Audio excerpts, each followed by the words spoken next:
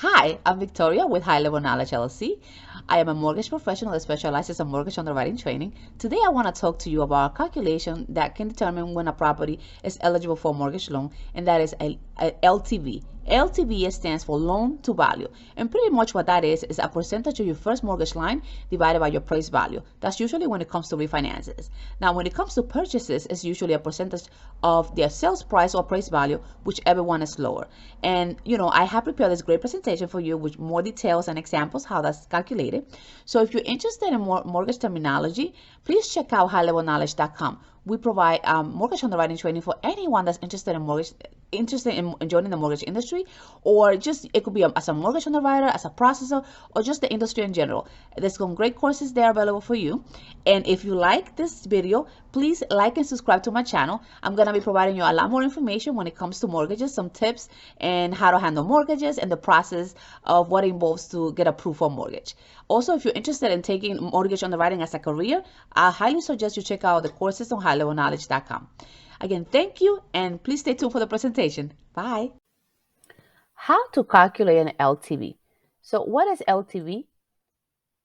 LTV stands for loan to value. So it is the ratio of a first mortgage line as a percentage of the total appraised value of a real estate property. And this is calculated differently for purchases and for refinances. So I'm going to show you some examples of how the LTV is calculated. So for example, how to calculate the LTV for purchase. So basically the LTV is calculated by dividing the loan amount by the lesser or the lower of the purchase price or current appraised value. So let me show you an example. So let's say I have an example here. There's a house that I want to buy and it's for sale, and the sales price is $325,000.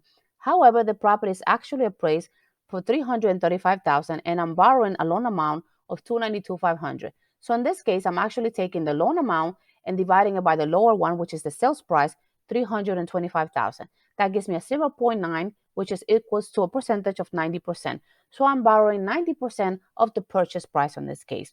However, what if it was the other way around? What if my purchase price was actually higher than the appraised value? So unfortunately, in cases like that, this is usually what happens. If someone really, really likes the house, they'll try to negotiate with the seller and try to see if they could lower the sales price to match the appraised value, or they might have to just come up with the money if they really like this house, and try to pay the difference, or move on and just buy another house. So that's usually how that works when the sales price or purchase price is higher than the appraised value. For the most part, the ideal case is this, that the appraised value is higher or the same as the purchase price. So this is how it's calculated for a purchase. Now, when it comes to a refinance, it's actually a lot more simple. It's actually the loan amount divided by the current appraised value. So for refinances, again, here's another example. Let's say my loan amount is $412,000, but the appraised value for the property is $515,000. So in that case, I'll divide the 412 by the 515 equals to 0.8. So you turn that to a percentage, and the LTV is actually 80%. So again, for refinances, it's a lot more simple because it always goes by the appraised value. So in this case, they're borrowing 80% of the appraised value for this property. Thank you. If you're interested in more mortgage training, please visit highlevelknowledge.com. Thank you. Bye-bye.